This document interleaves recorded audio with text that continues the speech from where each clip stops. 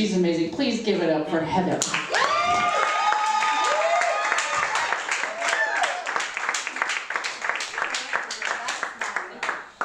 So, if I could imagine anything that is more embarrassing than that story, or anything that makes me more uncomfortable than not being fully prepared and knowing exactly what I'm going to do always when I'm performing, the only thing I could think of is starting, this off with, do I have to have it? Do I have to have it? Yeah. Can I be free? Yes. Yes. We'll just do it so it picks it up a little. The only thing I can imagine to make me more uncomfortable right now is to do a little snippet of some performance art from when I was 22. A few things are gonna happen. That is just the only way I can figure out to introduce this conglomeration of stuff that is about to happen. So, and you're gonna hear this again. Ready?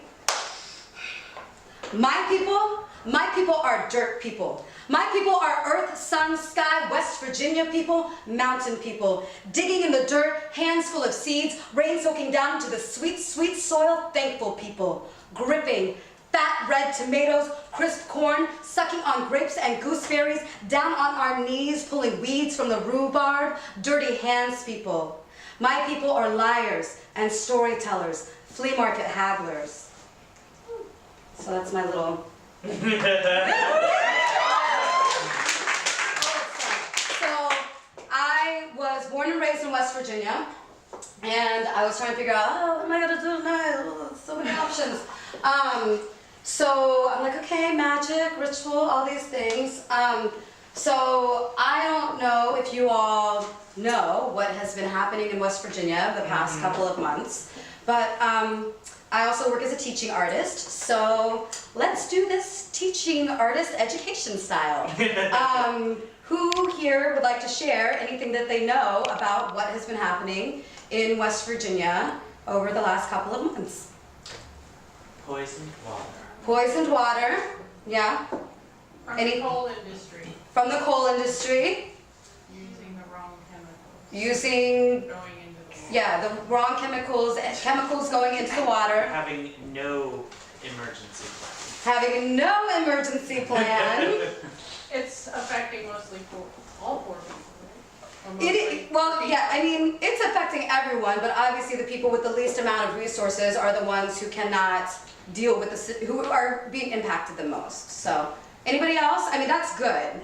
Yeah. No, but really, because I was like, I've got to do all this research and I'm going to bring them all this information. No, actually, that's pretty much all you need to know. So I made a few notes on some other things. So basically, in January, there was a chemical spill with some chemicals that they used to treat the coal leaked into one of the main water sources, not just in West Virginia, my home state, but directly in the area where I'm from. If my mother were still alive, she would be there dealing with this situation, which would then make me even more like enraged and wild and just out of control.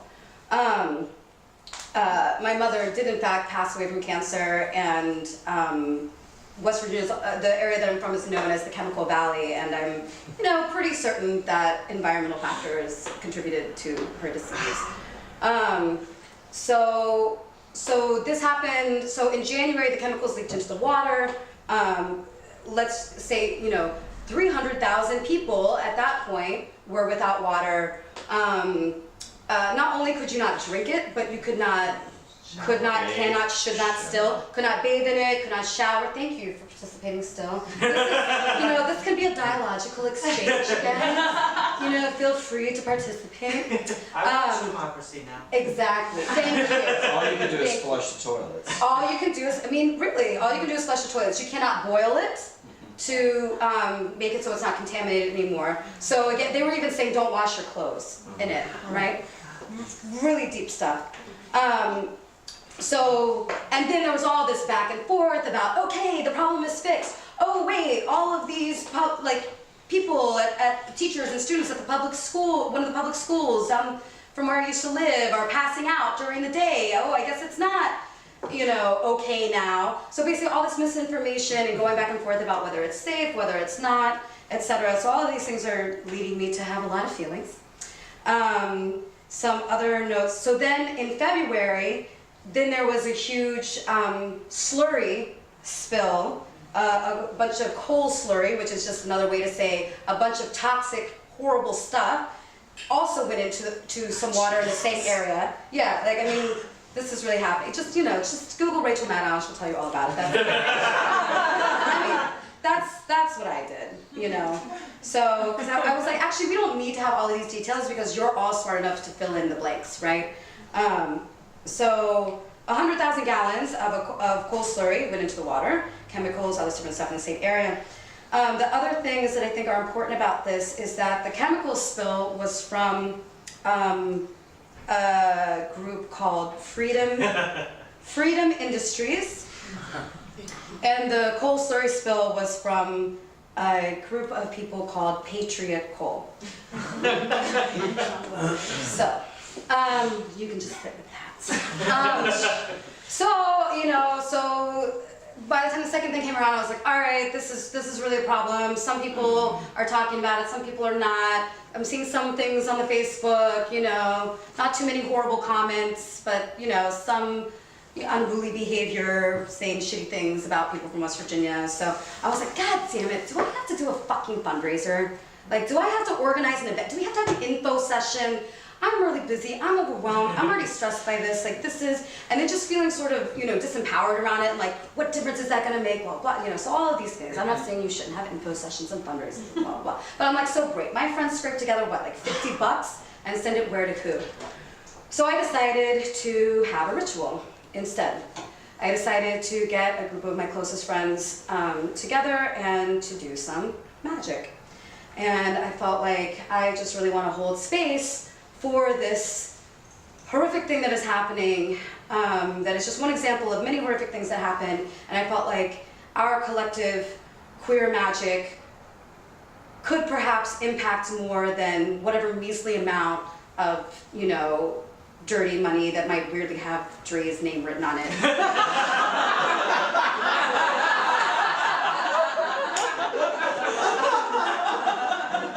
Any amount of that we could raise. You know what I'm saying? I'm like, oh, we could do this money and send it somewhere, but let's have a ritual, let's do that. So we did that last night. It was really amazing. We went to Bryn Kelly's house. Bryn Kelly also happens to be from West Virginia, so we're sort of these like, sisters, separated West Virginia gals. And it was really beautiful, and some people came and played bluegrass music, and we did this little ritual, and it was very lovely. So I am going to, I'll do this first. All right, so I'm going to, what's in this? Okay, so I have this little container, and it has some crystals. You all are queer, you may be familiar with crystals. It has some crystals in it and some yarrow that Bryn grew, and a little thimble that was my grandmother's that says, I love West Virginia, and it has a little rainbow on it, which I didn't even think about how gay that was. Thanks, Mama. So I'm going to put this in here, and I'm going to pass it around, and we're going to do some various things, but I'm going to go ahead and start sending this around, and when you get one or both of these items, maybe we can sort of pass them opposite directions.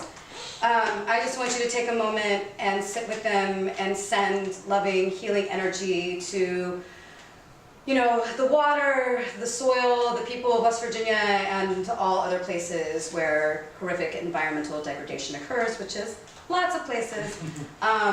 So there's some water in here, and these magical items in here, so I'm going to pass those around and keep talking. All this wonderful conversation, magical things happen. And someone brought up, and I was like, oh, I have to do this thing tomorrow night, I don't know what I'm gonna do, and I'm just so stressed out. So, and the topic is magic, and so one of the people brought up a group called Witch. And, you know, they did some things that I'm not a super fan about, but they did one thing that I think was really cool. So their name stands for, which has a lot of, you know, there's a lot of things associated with this, so I'll just put that out there. But, so it stands for Women's International Terrorist Conspiracy from Hell. Which is loaded in a lot of ways and also very badass. Is how I feel about it. So they were, you know, some group of feminists, you know, in the late 60s who would do the sort of guerrilla theater style, like they call them zaps. You know, they would like run around and put hexes on various people and organizations and things. Again, some of which I'm like, that's pretty shady. And one of which, you know, some of the language and different things they would use. You know, they're a bunch of white feminists, you know, in the 60s. You know, that was happening. So, but one thing they did that I thought was really cool is that they, on Halloween in 1968, they put a hex on Wall Street. They went in front of the, I'm like, I don't even know what it's called. The place. Stock exchange. The stock exchange. That place with all the money and shit. Yeah.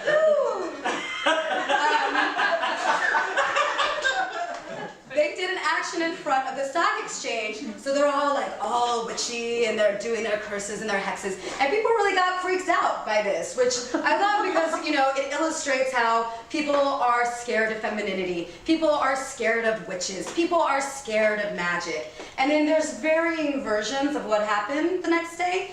But I like the one where the Dow dropped multiple points, so we're just gonna go with that one. So they did this thing. So anyway, so those certain aspects of it I'm gonna pull out, and I thought that was pretty cool. So one of the chants that they would do is this. So I thought this was like really intense. And so they would go, "Our sister justice lies chained and tied. We curse the ground on which she died." So intense, right? So I thought, I'm like, all right, you know, we'll talk education style, and then we'll do some crowd participation. So I wrote a new one earlier. So I just wondered if we could just do a few rounds of this. All right, so here's the one that I wrote. "A curse on the greedy and all their lies. We heal the waters where the people cry."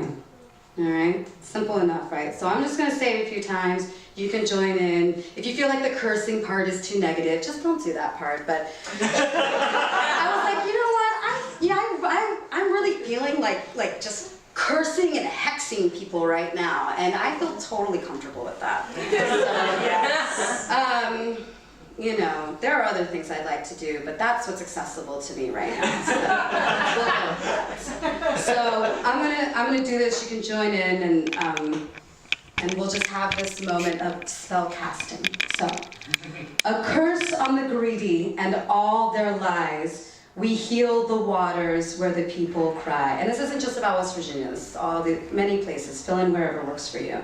"A curse on the greedy and all their lies. We heal the waters where the people cry. A curse on the greedy and all their lies. We heal the waters where the people cry. A curse on the greedy and all their lies. We heal the waters where the people cry." One more time. "A curse on the greedy and all their lies. We heal the water." Shit. Scary to leave this one. Again. Serious. A curse. Like you're most like witchy, like theater games. You're most like evil, like ooh, like gather all the energy and all the stuff and all the things that you have in there. Ready? 1, 2, 3. "A curse on the greedy and all their lives. We heal the waters where the people cry."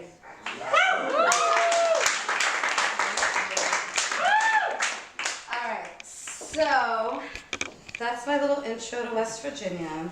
And then I was gonna do, how am I doing on time, Trey? What's going on here? About 7 more. All right, so I'm gonna do 2 more quick things. So I have a bunch of different pieces that I do, and I have this one full solo show from a few years ago, and I tend to do, if I do it anymore, I tend to do shortened versions of it, and there's this part that always gets cut out. I'm also going to perform from my cell phone for the first time ever in my life, and I have a lot of mixed feelings about that, but that's just what needs to happen right now. So I'm like, oh, great. I'm a young person. Look at this.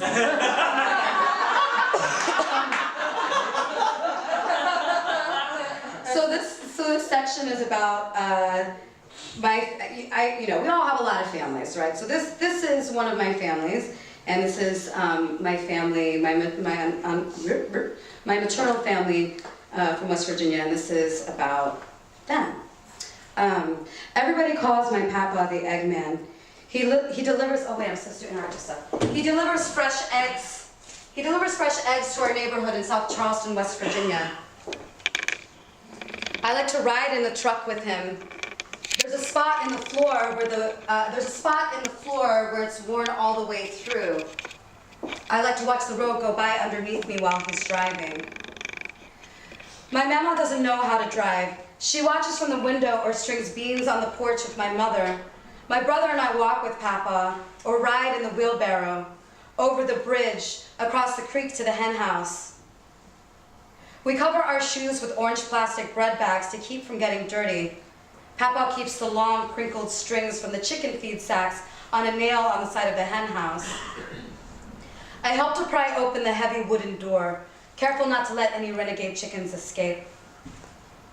The hen house is warm, soothing, like a heart, like a womb, someplace special, someplace sacred. Dim light filters in through the wire mesh windows. Chickens roughly scuffle around in the straw and coo gently from their boxes. I was scared to stick my hand under their warm, feathery bodies to retrieve the fragile eggs. Papa would cover my small, soft hand with his large, leathery hand, rough and gnarled farm hand, reaching under the hens to produce unbroken brown and white eggs. Little gifts, still warm. This is how it begins. This is how it began. This is how it is beginning. This is how it is now. That's just a little small section.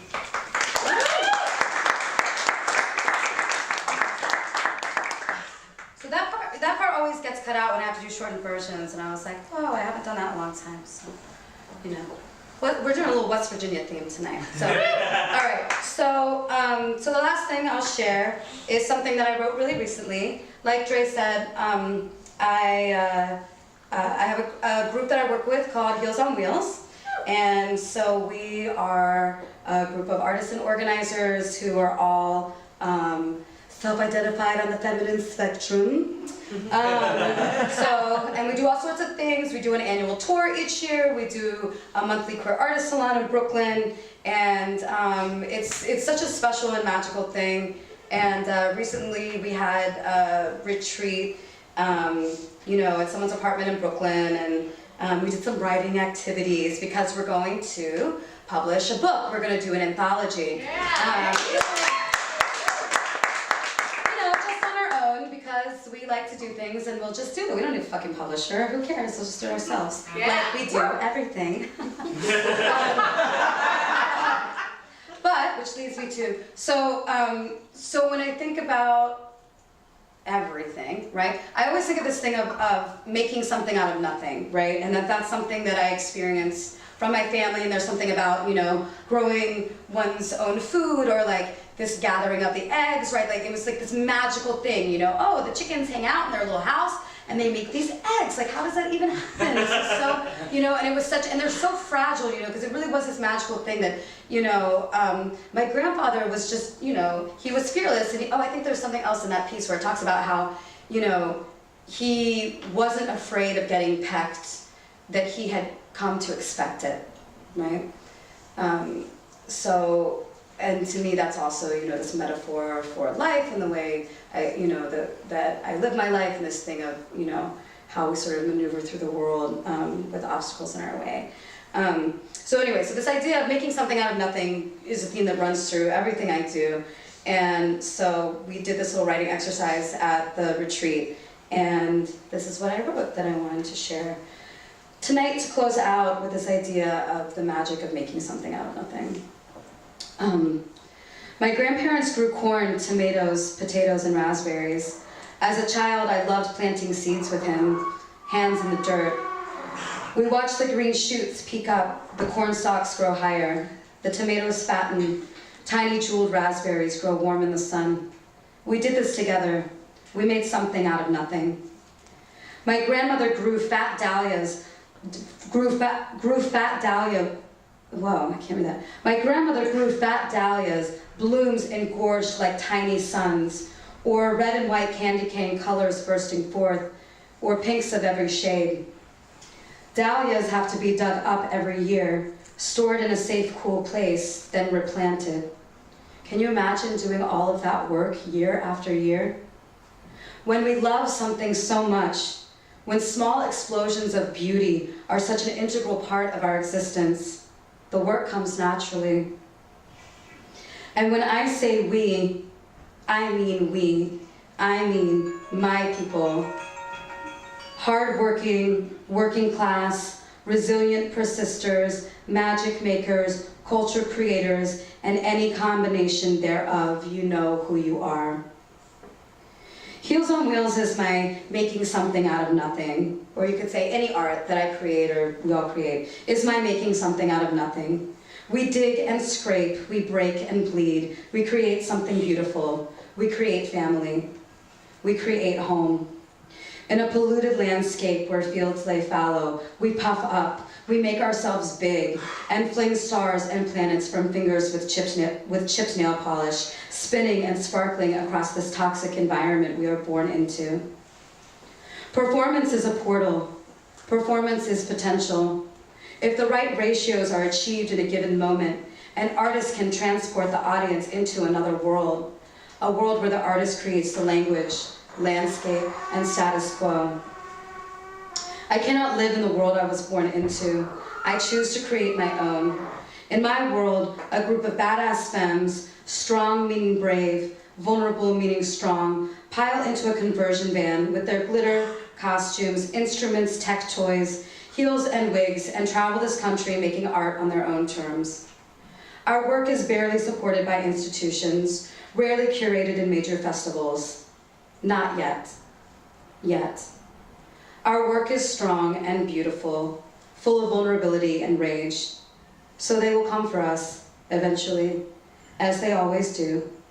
The succubus of mainstream culture, looking for some bones to lick clean, to bleach and blanch, mash into mush that they can capitalize on. But we are witches, and our bones disappear when touched by those who will desecrate them. Thank you.